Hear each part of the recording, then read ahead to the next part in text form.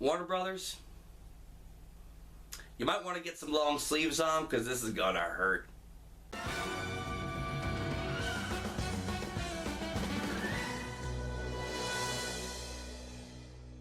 Justice League is the culmination of the DCEU, where the heroes we know, or in some cases don't know, all come together to fight a big CGI monster. Action ensues, heroes need to learn to work together, save the world, you know the drill at this point. Now let's be fair, in the eyes of many critics, the DCEU has pretty much been failing, and the same can be said for the opinions of most fans. When Man of Steel came out, there was really no in-between. People either really loved it or really hated it. I thought it was awesome personally, but, you know, that was the consensus. The theatrical release of Batman v Superman: Dawn of Justice was panned by most critics, but loved by many DC fans who claimed that Disney and Marvel just paid off the critics. Honestly, if you're one of those people who thinks that, please grow the fuck up. You're a stupid dumbass. Thank God that Ultimate Cut came out, because that theater cut was bad. Suicide Squad was panned by pretty much everyone, critics and fans alike. To this day, I found very few people who actually enjoyed that one. However, with Wonder Woman, it seemed like the studio had finally gained a win. We had a great character, a great story, great antagonist, great everything, okay? Wonder Woman was a damn near perfect movie, and is personally one of my favorites of the year so far. Despite all that, after the rocky start and, you know, the surprising win of Wonder Woman, I was pumped for Justice League. I loved Man of Steel and I loved Wonder Woman, and I could not wait for this film to come out. And it sucked. It sucked. This sucks more than anything that has ever sucked before. And it kills me to say that, because I wanted to love this movie. The entire time I was in the theater, I was doing what I did for the theater cut of BVS. I noticed all the things I didn't like and even downright hated, but I was trying to find the positives in it. I'm sorry, but after the BVS debacle, I realized I can't do that again. It does have a few shining moments and redeeming qualities, but nothing that saves the whole film. And honestly, the main problem with Justice League is the same problem with that first cut of BVS. For those unaware, Zack Snyder's daughter tragically died, forcing Snyder to step down and focus on his family, which was the right thing to do. Even though Snyder had filmed 95% of the movie, he even pleased fans by announcing that the final cut of the movie would be made by Joss Whedon. However, instead of honoring Snyder's vision for the film, Whedon and the studio went in and rewrote a lot of the movie's script, ordered a ton of reshoots, a new ending, and God knows what else. Then WB at the last minute decided, fuck this shit altogether. Cut the film down to 2 hours. This meant a lot was cut from the movie, and the movie sadly suffered for this. On that note,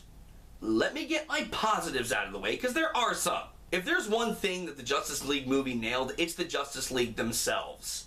They're all perfectly casted, and their camaraderie with one another is kind of fun to watch at times. There were a couple moments between Batman and Wonder Woman that reminded me of moments from the animated series, and it did make me smile. Ben Affleck and Gal Gadot are both perfect in this. They both embody their characters in every way. Ray Fisher gets a few good moments as Cyborg, and hearing him say booyah also put a smile on my face. Jason Momoa as Aquaman was made of awesome, despite really having no character, and Ezra Miller's Flash really seemed to be having fun here. And I liked him. Well, let me rephrase that. I liked him when he wasn't torturing me with a bunch of unfunny written humor. For those who don't know, he was rewritten to pretty much just be the comic relief of this movie. Then again, to be fair, he's not the most annoying comic relief I've seen all year. No, that would be this asshole. The action is beautifully shot in many scenes, especially the big action scene at Gotham Harbor. When the Snyder moments happen, they are fantastic to witness. I have always loved Zack Snyder's visual style, even in films I don't particularly like. Justice League is no exception. When it comes to these heroes working together in those Snyder moments, this guy pulled off some cool looking stuff. I have a feeling he did a lot more that ended up being cut, but I guess we'll have to wait until the Blu-ray release to see. I'll also admit I did enjoy Danny Elfman's score, and even loved that he put the '89 Batman theme in a few places. Yeah, I won't lie, I squealed like a 12-year-old girl when I heard it used in the film.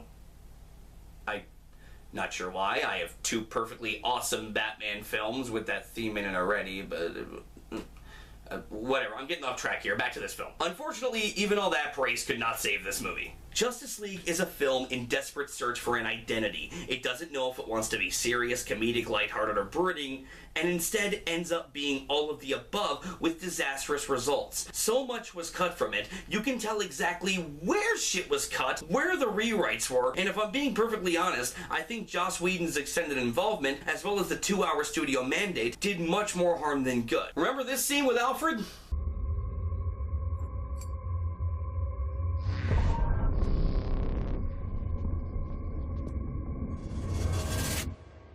You said you'd come. Now let's hope you're not too late. Not in the movie. Remember this painfully obvious Supergirl tease? You're Kryptonian. Not in the movie. Remember all those seemingly pointless scenes in BVS that were supposed to have a payoff here in some fashion?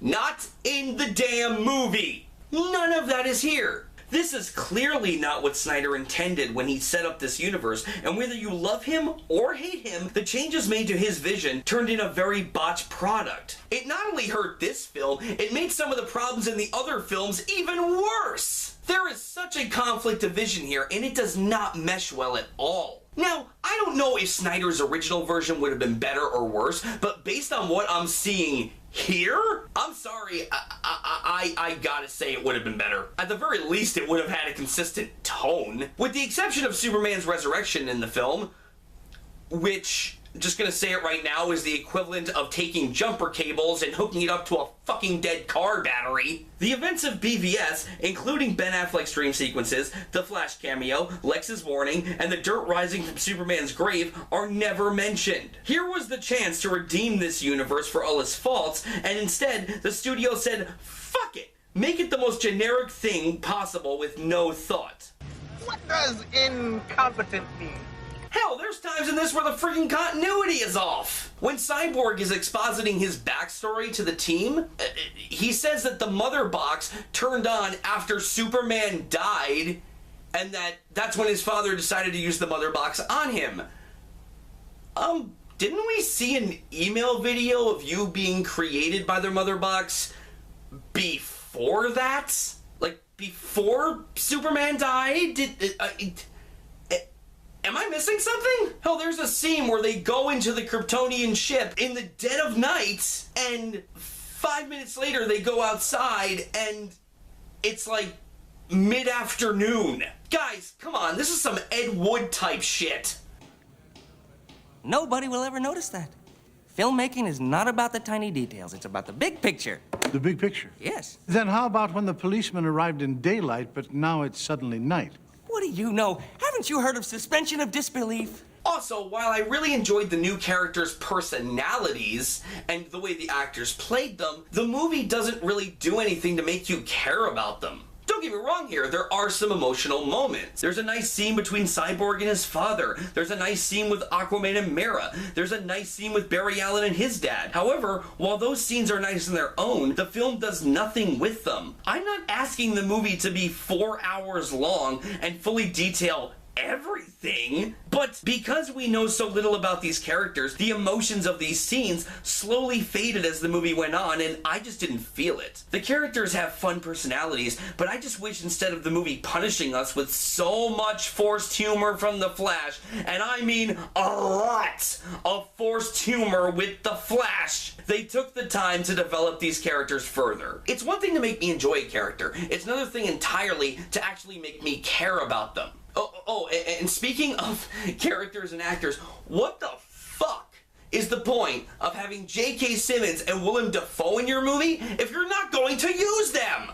Simmons as Commissioner Gordon gets like 2 scenes in the entire film, and Dafoe's cut out of the movie entirely. Why did you even bother? I love J.K. Simmons to no end, but his role in this movie was so minuscule, anyone could have played this fucking part, and it wouldn't have made a difference. The villain, Steppenwolf, I'm just gonna say it. He is the worst villain the DCEU has had thus far, and it kills me to say that. It kills me, absolutely kills me, because I love Kieran Hines as an actor. That man is an acting treasure. And in all fairness, his performance is fine. He does the best he can with what little he has, but the little he has is basically nothing. One, he's not even there. He's a PS3 graphics character. Second, this guy has no motivation to speak of. He wants these 3 boxes. That's it. That's his character. He just wants 3 boxes to take over the fucking world, I guess. Well, whoop-de-fucking-do. Weren't you worth the fucking build-up? It's never specified, or at least made clear, what he wants these things for. He keeps talking to them, saying, mother, mother, mother, over and over again, but if there was a solid motivation for this guy, it was cut from the film, making the character just a boring foil. And now I'm gonna say something that's gonna piss so many of you off. I mean, I can see the unsubscribes coming. Enchantress was a better villain than this guy. Oh yeah, I said it! Who wants them? Who wants them? Come on! Come at me, bro! You know what? Let's just dwell on this, because this has been a long time coming. I know a lot of people hated that villain in Suicide Squad, but here's the thing. Love her or hate her, she's a better villain than Steppenwolf in pretty much every way. What is her plan? To destroy humanity with a giant machine. Okay, fair enough. Why is this her plan? Because humanity used to worship her and her people as gods, but now they worship machines, so that she wants to kill them using the thing that captivates them. Fair enough.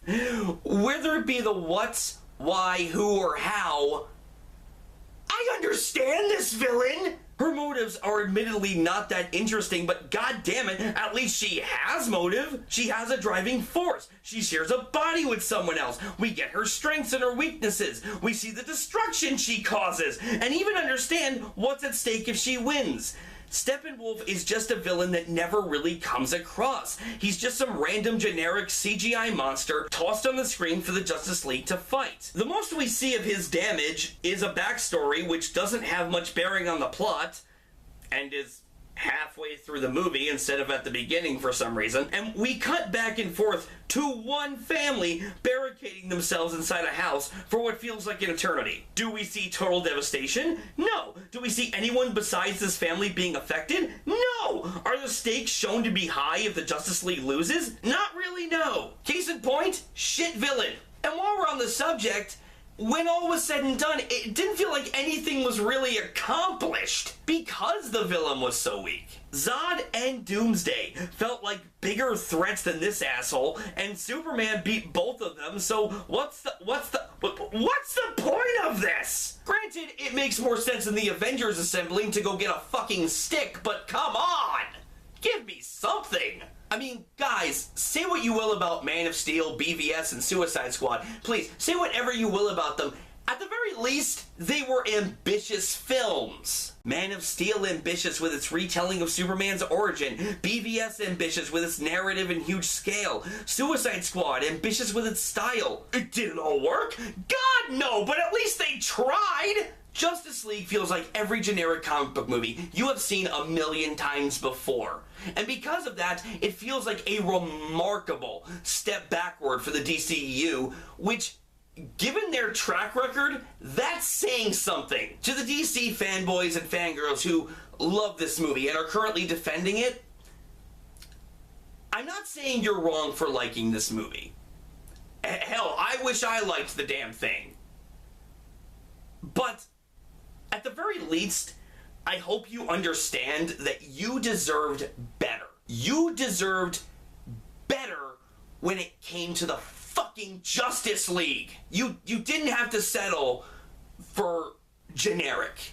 You didn't have to settle for basic. You deserved that more complex story with these characters. And you know what? You still do. But with that said, if this was enough for you, go ahead and enjoy it. The movie is apparently at the moment not doing very well in theaters, and despite me not liking the movie, that saddens me because I didn't want this to fail. I would one day love to see this cast in a Justice League movie worthy of their talents. As much as I don't like this movie, I would really hate to see DC and Warner Brothers hit the reset button at this point. It's not that they don't have the talent to offer. Oh no, they fucking got it. But with every rewrite, every retcon, and every studio-mandated decision, Warner Brothers just can't stop themselves from fucking up. And unfortunately, Snyder and even Ayer are the ones blamed for the studios cutting their fucking films into oblivion. And guys, this isn't anything new with this studio. This has been happening for fucking ever. In fact, let's go back 37 years to a little film called Superman 2. Have you ever seen the initial cut of that movie by Richard Lester?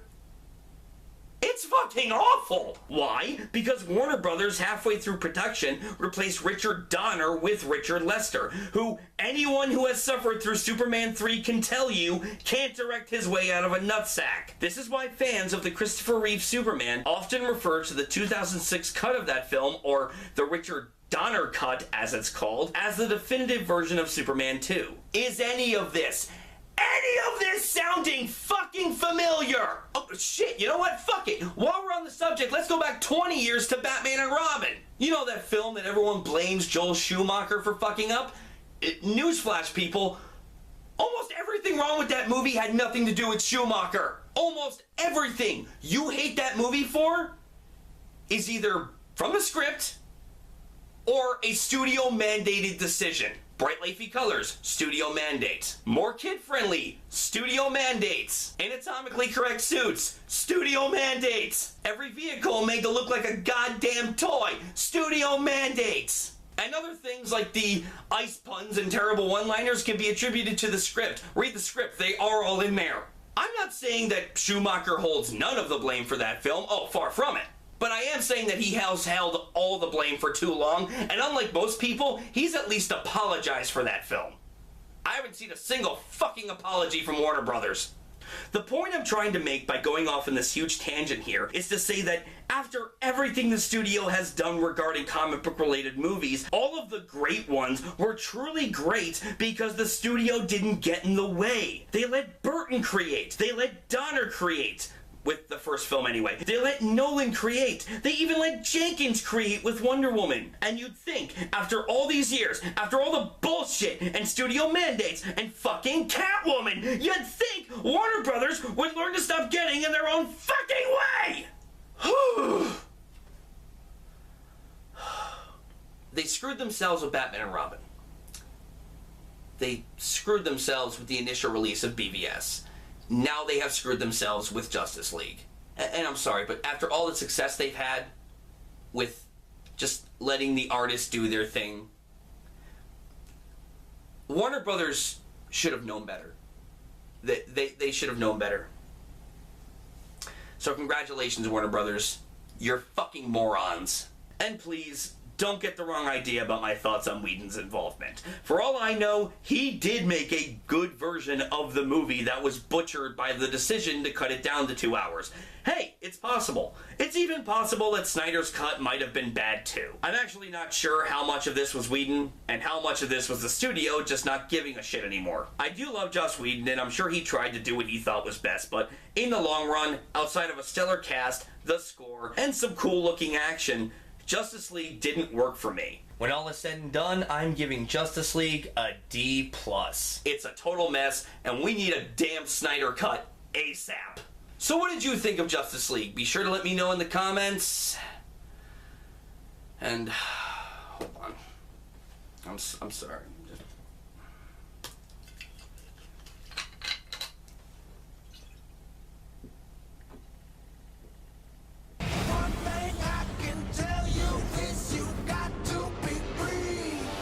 My turn. Come together.